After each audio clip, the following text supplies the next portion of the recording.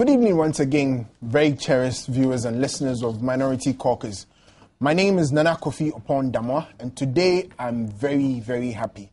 In the studios, I have very able gentlemen who are going to help me analyze yesterday's IEA debates, the first in the series. But before we go ahead, remember Monday, there was this whole Reverend Otabil debacle.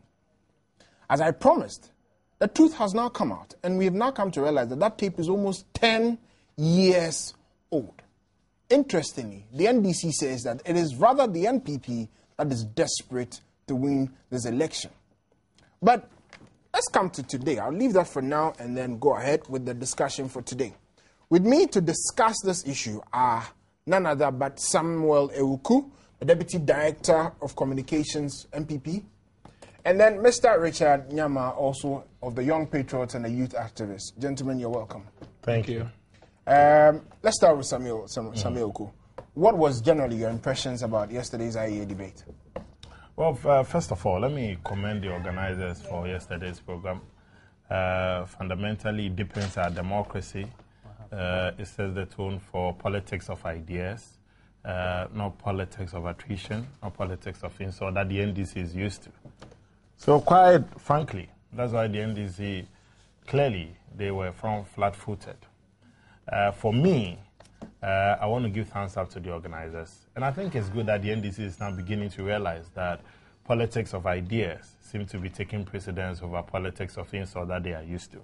All over the world, there's a shift to the right, center-right, let me say that specifically, where people are now discussing issues that borders on the well-being of the individual, the well-being of the citizen.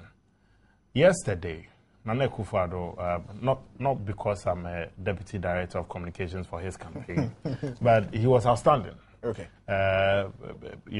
He exhibited what I call a fantabulous performance, a great over the issues. A presidential candidate or a president should not know everything, but he should be on top of issues. Yeah. Your ability to grasp the issues will enable you to speak on those issues. So far as you're concerned, he did very, very well. I think he did very well. But, okay. Kofi, just before you move, I think that it separated the fruit from the chaff. And I wasn't surprised that somebody, the President of the Republic, he was completely dazed, as if it was Alice in the Wonderland. At a point in time, he felt that they were discussing cabinet memos instead of the issues on the ground. He didn't even know that the Cuban scholarship, he had negotiated for it. And today we interrogate it. Yeah, we will. But you see, my only problem was that I think if we had added Caucus and Nana Akufo-Addo Rawlings, would have gone a long way to enrich the debate. I'm saying this because Hassan Ayaga was clearly a complete joker on the platform. And I wasn't surprised that he could say that Ghana has, I'm quoting him, Ghana has a beautiful natural resources, and includes silos. Ghana has a beautiful natural resources, and then mentioned silos. And said, under his presidency, we will be exporting brain drain. Clearly, if you also have a presidential candidate that in 2008, page 69 of the PNC manifesto, because they've not adored a new one, so we can go with the page, we can go with the 208. They said we're going to make education at the basic, junior, and senior high school free. Then you have Hassan Ayaga standing on the same platform of his political party and saying that is not important. And he said that he made a profound statement that this my brother, he was referring to Nana Akufo-Addo. Instead of talking about free education, we should channel the depth of our country into education. How do you channel depth? So, I mean, this is just my opening statement, but it shows that I have a lot to say tonight. And I'm very happy to be on the platform this evening. It's my great pleasure. And I thank your production team and your good self for bringing me here. Thank you. It definitely shows that you have a lot, but I just want to move on before you are arrested for causing fear and panic. Mr. Richard Nyama, your initial comments. Yes, thank you very much, and good evening to your viewers. Initially, I want to go along with Sami and congratulate IEA. They've been doing this since 2000. I think they can improve upon the setting. I particularly wasn't impressed with the setting. You have presidential candidates coming to sell themselves. You needed, it was too colorful, behind the scenes, so it didn't bring the candidates out boldly. So they would have to make sure that aspect is ironed out. Then the podium, okay, it should be made a bit beautiful. It was too plain. And the days itself they were standing on also looked too simple for my liking. This is the highest level you can get, and so they should put a bit in there. That beside, I disagree with Sami on Ayaraga. I think we need such people to see the funny side of our politics. Seriously, but for him, at a point, I would have gotten tired. But anytime I listened to him, I laughed my head off, and I got myself prepared to listen to some sense in quotes from Nana. So we need it. We had something like that some years back in Dan Latte of blessed memory. We need Raspero, if you remember, of the U.S. Yeah. Was a classic example. He pulled the crowd, people laughed along, but at the end of the day, everyone knew where the serious business was. Okay. So that aspect, I think we should maintain him. On the whole, it was a beautiful deliverance. Nana, Sakara, John Mahama, and then Ayarga, obviously, down there. But he also did his best to entertain us. Okay. Initial comments done. Now let's get to the substance of it. Sami. Yeah. Let's look at the educational policies and how they were debated at the IEA forum. What do you think? John Mahama said that Nana doesn't seem to understand it, and his words exactly were that Nana's free SHS promise is a whimsical promise to win votes.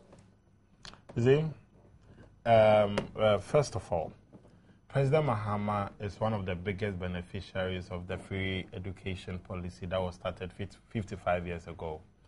And I am surprised because in this book that I do hold, and I'm sure a cameraman can capture it, that's my first coup d'etat. There you see young Dramani, or little Dramani, which is now our president, who enjoyed free education. He said his father was his mentor. His father produced and reproduced close to 19 human beings. Yes, 19 kids. President Mahama says his father is his role model in everything that he does. The father took all these people to the northern part of our country to enjoy free education.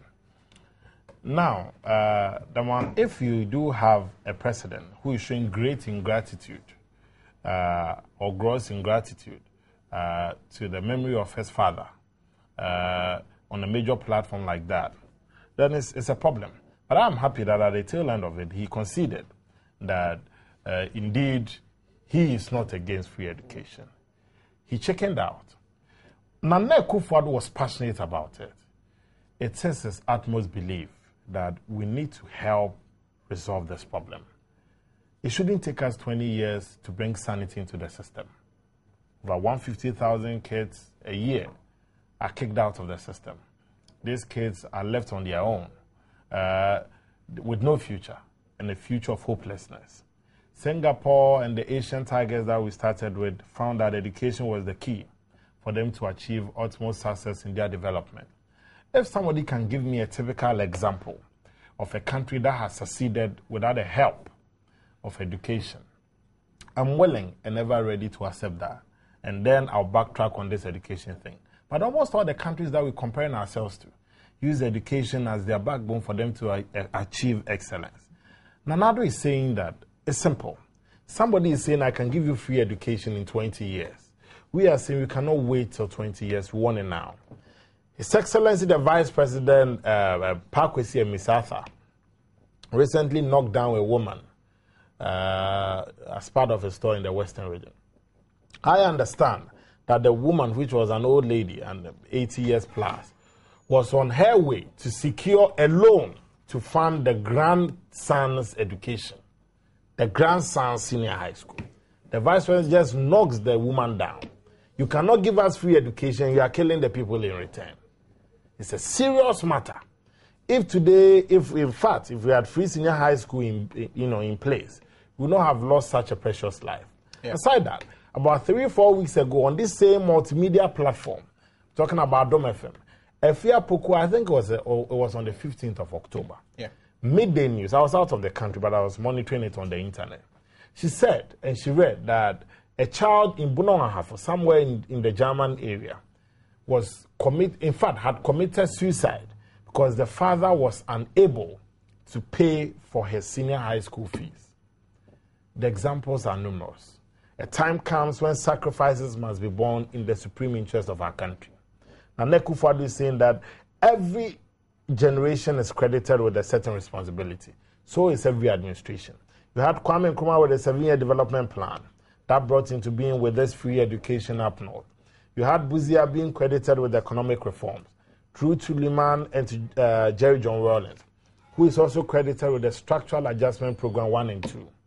Then you have President Kufuor, who is also credited with the Ghana Poverty Reduction Strategy 1 and 2, the HIPIC initiative, capitation grant, school NHIS, feeding program, NHIS, youth employment program, free maternal care, free busing system.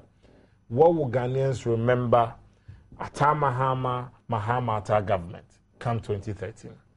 When I say Atta Mahama or Mahama, what I do mean is, first it was Atta Mills Mahama government. Now it's Mahama and Mr. Arthur government.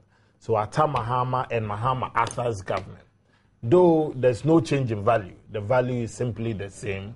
What will Ghanaians remind them of? Gargantuan judgment debt, inflated cost of building. You showed me a document from a Fija secretary, where now the construction or the building of a 6-unit classroom block is around 4.3 billion. How can you rip the state of such resources? So Nana Addo was passionate about it, but you could see clearly that some people were acting as spokespersons for others. I'm talking about Ayariga. He was lost in the system. For me, his inclusion did not deepen democracy. He only gave us a lighter side. That's what my brother is talking about. A lighter side of politics. This was a man who said he was going to export brain drain. I don't know how you can export brain drain.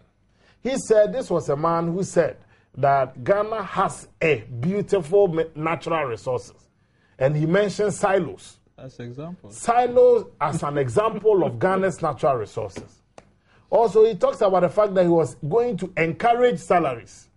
I don't really understand that. Salaries. I understand that. So basically, while people were speaking to the issues, you could see that His Excellency the President dodged Nana Addo's issue of inflated cost of building.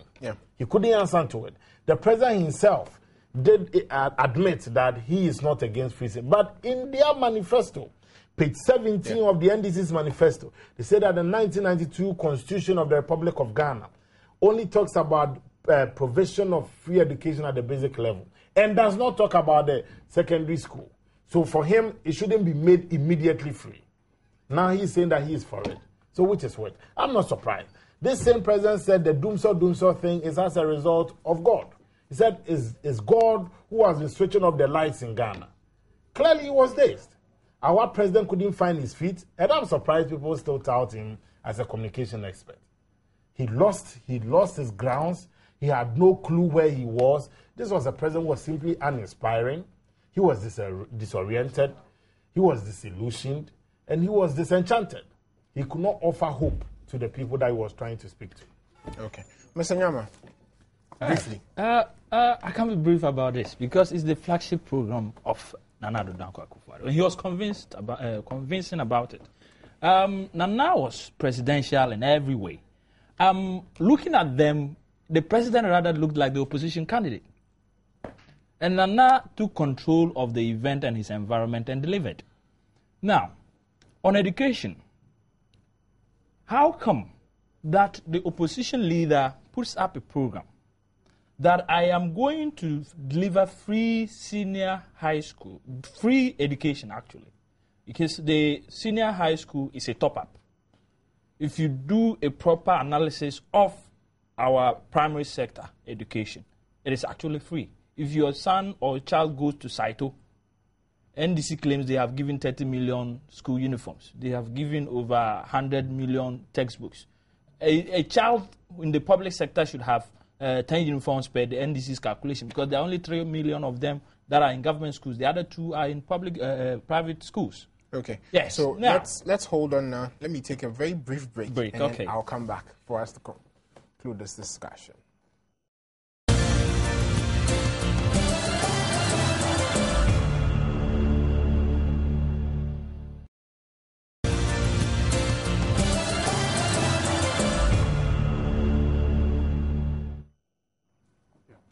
Welcome back. Before we took the break, Mr. Nyama was explaining to us that what he thought was the main issues with the educational policies that were discussed at the IEA. Mr. Nyama, you can go back. Yes. Look, President Mahama says he's not for free senior high school, but he came there and was propagating free senior high school.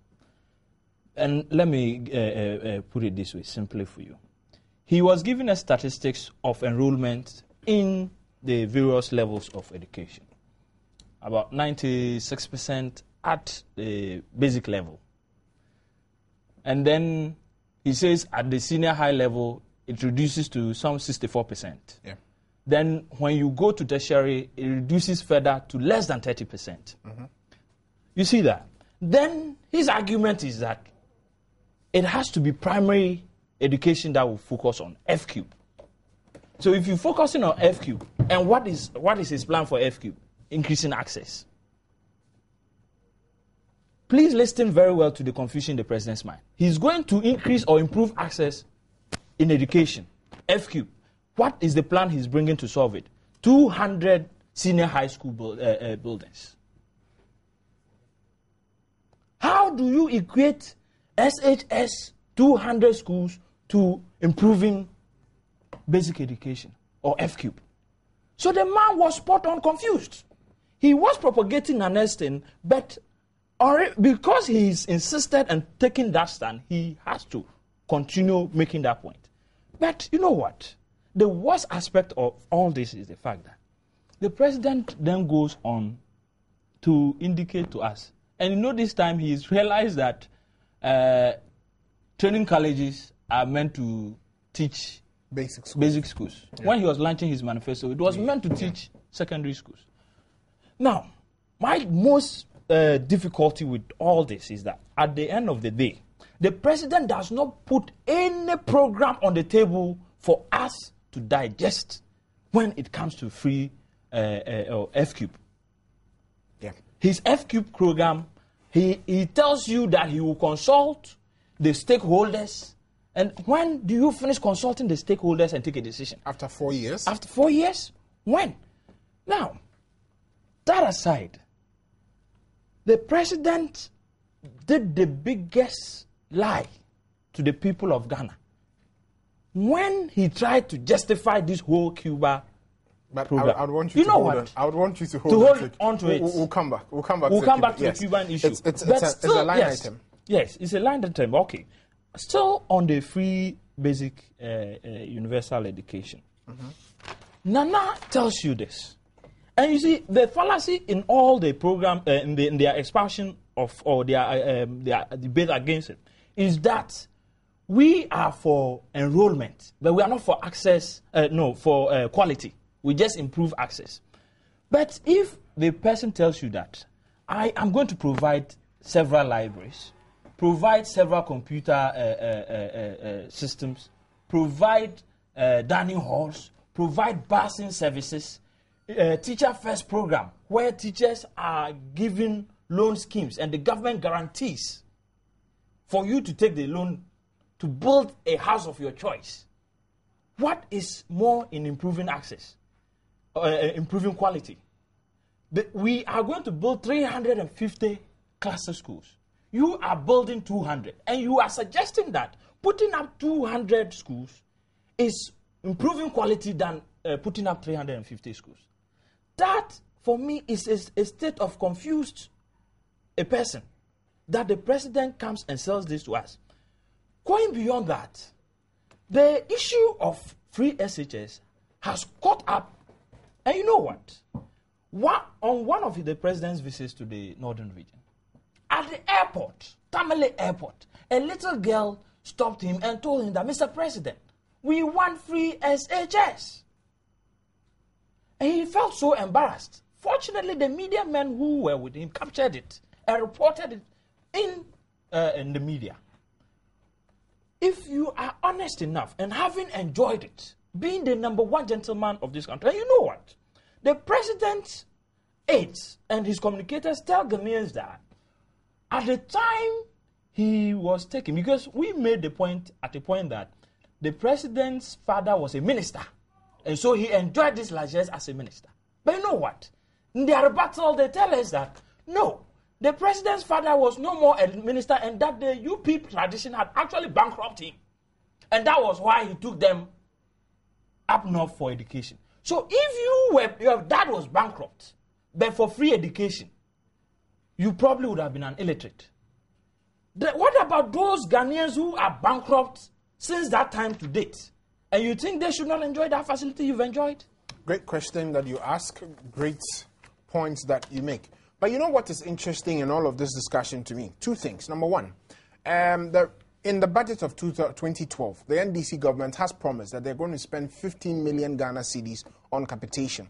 That has largely remained unpaid. For the last 1 year, capitation grants have not gone out. Yeah. 15 million. Yes. What is interesting is that after a court order not to pay, after 2 presidential directives not to pay, Mr. Worime was paid 51 million Ghana cedis. When you do a juxtaposition, you realize that the amount of money that was given Mr. Worime could have paid capitation grants for 3 years. The president has even had more than that as a person. If you remember, Martin Amidu has put it out, and I am waiting for the president to respond, that he was investigated. Actually, President Mills put up a committee to investigate him, Mahama, for the Embraer deal, which on the top should not cost more than $44 million. And Mahama sold it to this country. President Mahama sold it to Ghanaians at $88 million. Interesting. That alone could also pay that for a year's over. So President Mahama, for Christ's sake, we'll come to the issue of corruption. Because seriously, I think that our ability to roll out the free SHS to a large extent would also depend on cutting out corruption.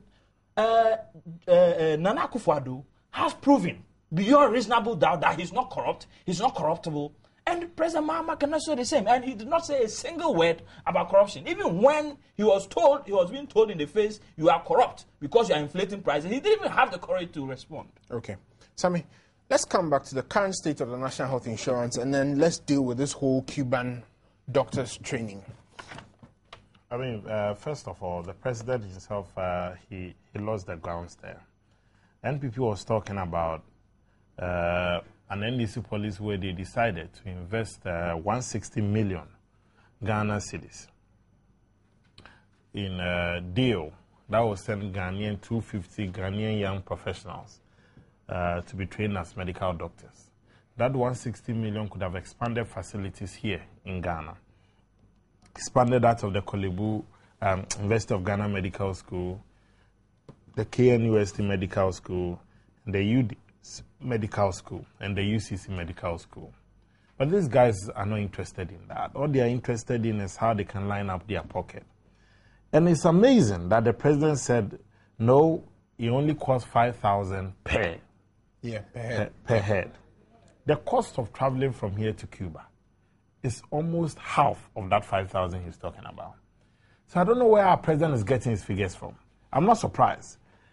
It's either his advisors, they mislead him, or himself, in conjunction with his advisors, they want to mislead the country. The president himself, not too long ago, did indicate that he was going to open up 10 training colleges to feed the senior high schools with teachers. Meanwhile, the senior high school is being tutored by members of NAGRAT. Yeah.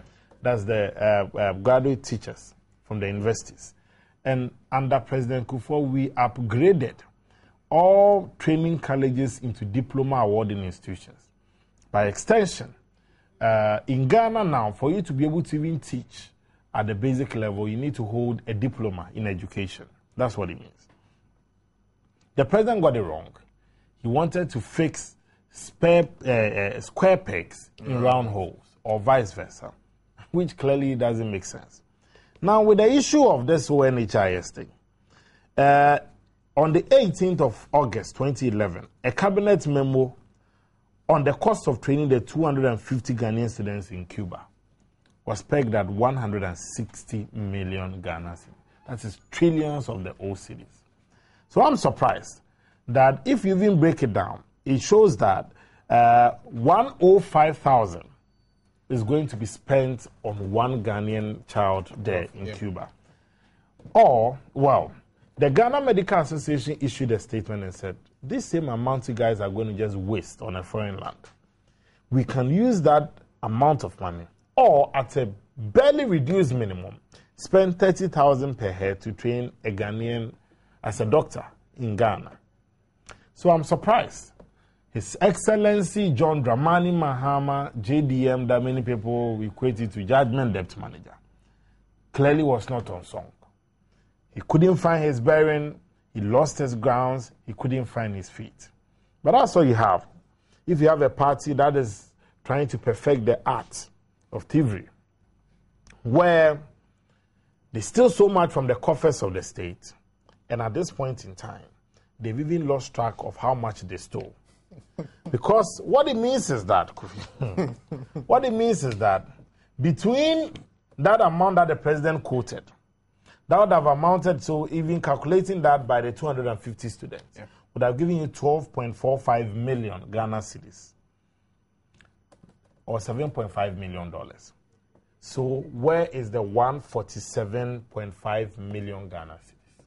Because if the president is saying that, oh, they did not spend 160,000, instead 160 million. Instead, they spent 12.45 million. Yeah. Where is the 147.5 million? But there's something interesting to that. On the Cuban website itself, at that time, they said it was for free. So even that 5,000 itself was illegal. Assuming we are going by the president's logic, that instead we only paid 5,000 per head. On the website of the Cuban government, it says that it was for free and scholarship.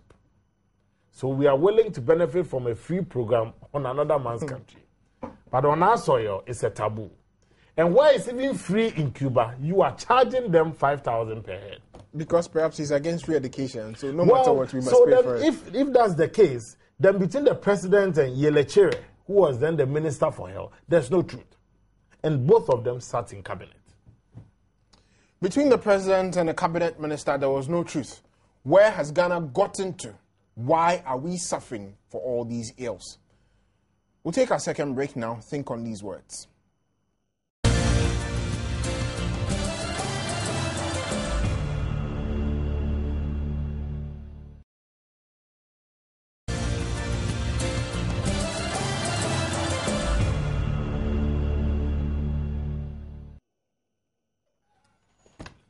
Yesterday night, in the first of the IEA debate series for the 2012 elections, we had the first IEA presidential debate. Among the issues that were discussed were education, energy, health of this nation. Mr. Nyama, how did you find the discussion on energy, and particularly Nana Addo Dankwa's solutions as well as the president's solutions? Thank you very much, Kofi. But you know what? I would beg your pardon. Give me a minute on this Cuba thing. I'm watching my time. I would be happy if you can zoom in. No, raise it a bit. If you can zoom in, the very first paragraph, that is the official government of Ghana website. And it emphatically states there that the scholarship scheme is sponsored by the Cuban government. Can you read that? Yes. I just wanted that confirmed. You can see that the logo of this thing is there. Yes. Coat of arms. The website? Yes. They say turn it again. Right. What's the website again? If you can just give... Ghana government website. GhanaGovernment.gh. www.ghana.gov.gh. Okay, so www.ghana.gov.gh. Yes. Okay. Yes. And the title is 250 Ghanaian students to study medicine in Cuba. Okay. And this was Tuesday, 22nd May 2012. Okay. 250 Ghanaian students were due to leave for Cuba yesterday to pursue undergraduate and postgraduate courses in medical sciences under a scholarship package offered by the Cuban government. I am saying that the president is a stealer. And this is at the send-off party of the students. And the president put it out there that is going to cost the people of Ghana 160 million. And it's also captured by the Minister of Health then, Joseph Yelechire. You know what? Yesterday, in trying to dodge this whole free SHS thing, he comes to the point that each student is going to pay $5,000. You know what? The $5,000 comes to $1.2 million for all of them over the period of their training. In any case, we are saying that we do not owe the people any kobo. This is supposed to be free. The Cuban government sponsored it. And Mr. President, where is our $80 million? Because 160 million Ghana cedis is the equivalent of $80 million. And you championed that program. The buck stops with you. So we have some balance of $80 million to take from Mr. President. But you know what? Because he's the president, though he's challenging me to take him to court or to the police, Nima police station, I can't go. Because the constitution does not give me that right. I cannot do it. But I will say it. The allegations you're making here are pretty serious. But again, I understand your sources anyway. Yeah, they are not allegations. It's not an allegation. This is the government website. But what you have just proved is that the entire Cuban debacle was sponsored by the Cuban government. And the government of Ghana released a statement, official communication to that effect. Yes. This means that, viewers, $80 million is unaccounted for. And the president gave himself away at the IEA. Yes. That is how bad. So I will leave it there. You know what? I say the president is incorrigible to communicate on corruption. But what he does is that he uses his apparatus to do it. The Kwesi Prats and the Kofi Wayos and Tony Edus. Kwesi Pratt is the last person in this country who should even have the nerve to talk about that. Today, Kwesi Pratt's daughter is schooling in an elite school in the United Kingdom at the cost of £24,000 a year. That is about 75,000 Ghana cedis. When we talk about free education, because you can afford for your daughter to be there, you think we are not entitled to it. Kwesi now drives in a Wrangler. This is a socialist. For Christ's sake, let's stop this populism and get on with it. That aside, let's get to energy. Jesus Christ. President Mahama really embarrassed me when he came espousing how much they had improved the energy sector. Since the NDC came into government 2009, read my lips, they haven't added a kilowatt to the energy sector. And you know what? The president, and that is former President Mills, and his deputy minister of energy went at it, contradicting themselves on this very same issue. The deputy minister, Inusa Fuseni, was on radio saying that they had added 150 megawatts. The president was elsewhere saying it was 300 megawatts. You know what? But the truth of it is that every single drop of energy that was there, or that was put out, was rolled up under the NPP administration. We, by the time we're leaving, had added 560 megawatts. An additional, and we're supposed to move it from the 2,400 that they have now. Because all those they are counting, they are Sogli power plant, the 200 that is supposed to have been damaged by God, okay, was done by President Kufuor. This West African gas pipeline, when it was going on, if you saw the bashing NDC gave to President Kufuor and his administration, for them it was a waste of resources. But today, we are getting power cuts simply because of that. But the truth of it is that the power cuts we are suffering is not as a result of the Asogli plant not getting gas. It is because VRA does not have enough funding to be able to power their generation capacities. The terminal plant in Tema, 126, is there. Buy the fuel and run it. How come we can't do it? VRA is available. If you have given them the money and they will run it and we'll have power shortage. The president and the NDC government have taken a cheaper option according to their diction and understanding of the things. Instead of spending money to have it run, the terminal plants run, which is sitting idle and the machines getting rotten in Tema, they'll rather wait and blame it on God Then, when it is all sorted out naturally, they can come back and claim. But you know what? He went further to indicate that he's putting up, or the NDC government is going to put up some 800 megawatts by 2013. I'm sorry, Mr. President, it's not yours.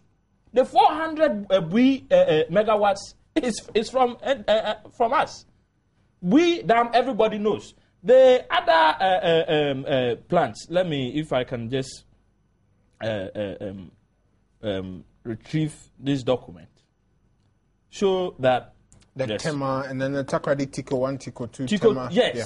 All of them, when you put them together, comes up to 800 megawatts. But the NDC is claiming it as their resource. It's the same thing that what we left, including Asogle, is being counted as what they have added to the generation capacity. And I want Alhaji Inusa Fuseni or the substantive minister to come out and contradict this. And we are praying VRA. Please put your problems out there. Don't tell us behind the scenes what your problem is. Come out, be bold. Nana Konedu will say, be bold and tell Ghanaians that, look, these power outages you are getting is not as a result of Asogle. Asogle was not there just a few years ago. And we were doing fine. Okay. All right. Sammy, energy. I mean, clearly, the president said it was an act of God. He said the ship had kicked a gas pipeline. A ship that was being manned by a human being kicks a gas pipeline, and that's an act of God. So the president is saying that God is responsible for our current power outages. You see, JDM always amazes me. Judgment Debt Manager, he always amazes me. In the sense that if you are telling me that the current power outages already something which is an act of God, anything that's an act of God, you cannot predict when it will end. But when he outlined this policy statement and vision, the first week of September, he said that the Dunso thing will come to an end of October. And this is documented? This is documented. So it's a fact. He said end of October. He went to Ho and said the Dunso thing will be a thing of the past in 2013. Yesterday at the IEA, he said the Dunso thing will come to an end mid-November. The only consistent thing about our president seems to be his inconsistencies in government. And I'm not surprised. This book, My First Coup d'etat, written, edited, and authored by President Mahama. Page 314 of the book, it says, and I read, all the decisions I have made in my life were regularly plagued with doubt. It can be challenging to sustain that feeling of hope or the belief that things will turn out for the best. He has never taken any decision that he's sure of. He said every decision that he's taken in his entire life is always tainted with doubt. And I'm not surprised that he gave us a different outline and timeline. First week of September, that the Dunso thing will come to an end of October. He gave us a different timeline when he met Ghanaians and NDC supporters to launch his manifesto in Ho, that they'll come to an end in 2013. Then yesterday at the IEA debate, he's saying that by mid-November. Young Dramani has not grown beyond the picture you see here. In terms of thought, in terms of how he envisages, and in terms of how he also perceives things. The interesting thing is that he went to Togo to go and promise that we'll be selling them electricity. Absolutely. So you see, the people should have asked him that the man already is facing Dunso thing there. It's just like Nigeria come here to promise you that they will provide you with electricity. Because if you go to Nigeria, their body we call ECG, they call it NEPA. They say never expect power always. Now ECG in Ghana is become either candle or generator. There's something similar. President Mahama himself, when my brother talked about Inusa Fuseni and that of President Mills, Inusa Fuseni gave a different figure, half of what President Mills gave at that time. But quite honestly, NPP brought this thermal 1 and 2, the Sergeant for badge, We also had that of the mine reserve plant. We had that of the Pon power plant. The Asogli power project, it was under the NPP administration. The Takrade T3 VRE terminal, which was on trial before we left office. A host of this. NDC failed to even give us the credit that culminates into the 376 megawatt. But that's fine, because government is in continuity. But at least let the people know that you did not even start it. President Mahama conceded to Nana Akufo-Addo that he also has plans of making it 5,000. When we talk now, they talk someday. Nana was talking about how to make this thing happen within the next 4 years. President Mahama is saying that beyond 2015. So these people, Ghanaians, all they are trying to tell you is that they say simple, God is responsible for the power outages. After denigrating the Christian religion from earth to heaven, where President Mills was able to overthrow Jesus Christ in the second coup d'etat, because this is my first coup d'etat. Then the second coup d'etat, where he thinks that he has overthrown Jesus Christ. Now they are even alluding problems that we face on earth to virtual forces. So, Kofi, clearly, I said yesterday was a disaster, but what we have heard is that they are trying to boycott the 20th November's IEA presidential debate. They are trying to ask the Nigerian president to invite him for a visit, or he will come down for a visit. Because that's on corruption, which is a serious matter. Yes. And foreign affairs, where to them theirs is the Zufiasem, which died in the 20th century. So President Mahama, young Dramani is in a fix as we lace our mood for the 20th November IEA debate. Young Dramani is in a fix, according to Samuel Euku. Let's take our second break and we'll come back.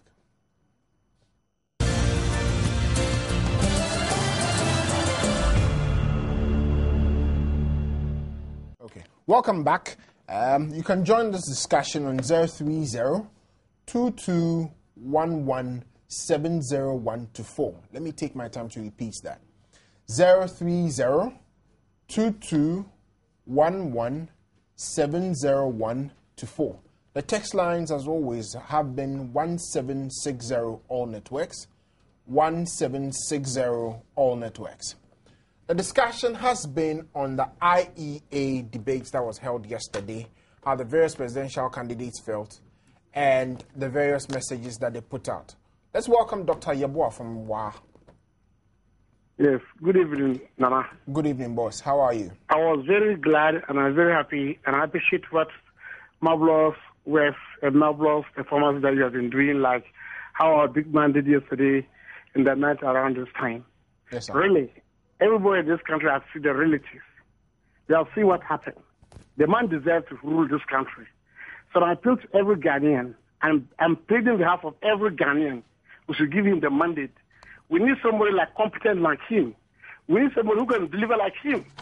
While he's speaking, everyone see the personality that is a president in this country. So let's all pray and just leave this lies, this propaganda, this corruption. We leave it aside and pray hardly. God should bring us on the road. Everybody shouldn't joke. The free education is very important. One of our big man said it. Everybody get it very clearly. So when you take this free education, it's better than you pay that judgment, example that he said yesterday night. So we really, really, really appreciate it. We are most grateful to you people and your panels there. Give them the encouragement. They should just deliver everything. That hide for those people who are being in the northern sector. We all for hear it and just put it at the level, at the local level, everybody to understand that that particular government in power, they are corrupt and lies and propaganda in this country. That cannot help them. I wish you people all the best. Thank you very much. Jonathan from Bongo. Yes. Good evening, Kobe. Salam alaikum. Salam. Malaikum salam. Richard, good evening. Samuel Uko, good evening. The people of Bongo, Bonaba, and Madanda Buria, who is popular in Pokawam. Sing what I tell Male, say Poka. Richard, you know that. You know the meaning. Yes. Sing what I tell Male, say Poka. That's what Madam Diana Buria is representing in Bongo. And she's going to, inshallah, she will be the member of parliament for the people of Bongo. And Nana Akufo-Addo will be the next president of Ghana. Kobe, you see yesterday, I understood why Asedua Nketua and Felix Kwasi defended that President Mahama shouldn't go to the IEA. Look, President Mahama, when they asked him, I said, look, my house now, we are having lights out. I've moved to a different place to watch this particular program. John Mama was telling us that it is the will of God that light is going off when Akosombo Dam is full to capacity. And I'm not surprised.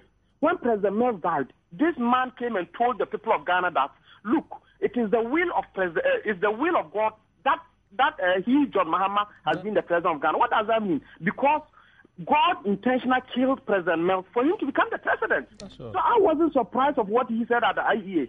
And apart from that, look at this. This man yesterday, President Nana Addo yesterday made man. He said leadership is by priorities. He has decided to go into free SHS. And I like that brilliant. John Mahama can decide to use the money to sponsor for his ministers to be using for kebab and baby diapers. But Nana Akufo-Addo is saying that he is choosing free SHS. And thank you very much. And I wish Nana Addo Akufo-Addo all the best. Thank you. Thank you too very much.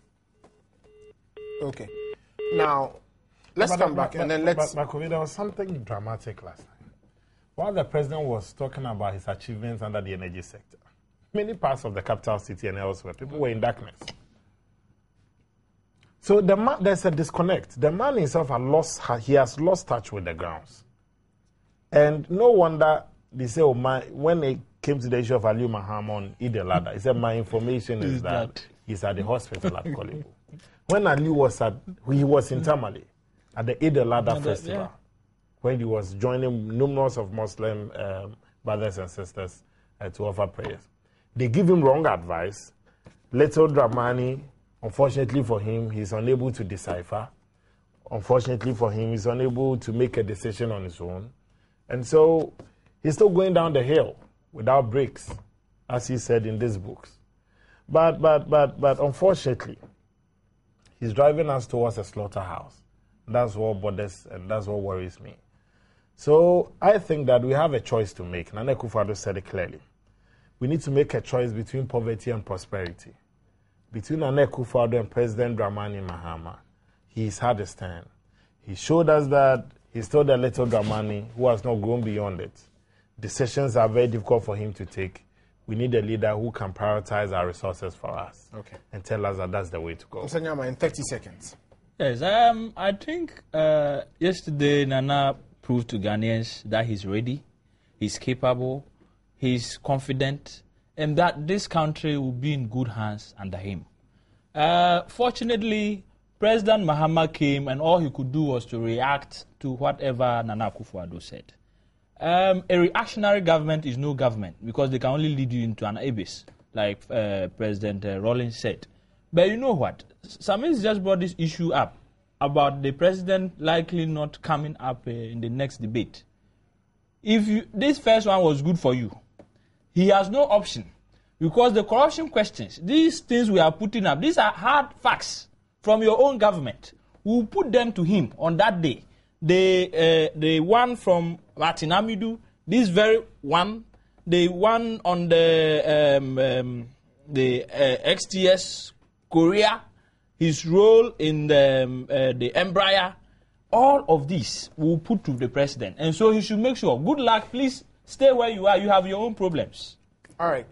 President, good luck, please stay where you are, you have your own problems. This has been Minority Caucus. I'll leave you with this thought, that today in Ghana we are being led by a president that says that when it comes to building houses for our own people, Ghanaians, we cannot. Today in Ghana, when it comes to giving free education, Ghanaians, we cannot. What do you believe in? Do you believe in Ghana? Vote Nana Addo Akufo-Addo then if you do. My name is Nana Kofi Opondama. Good night.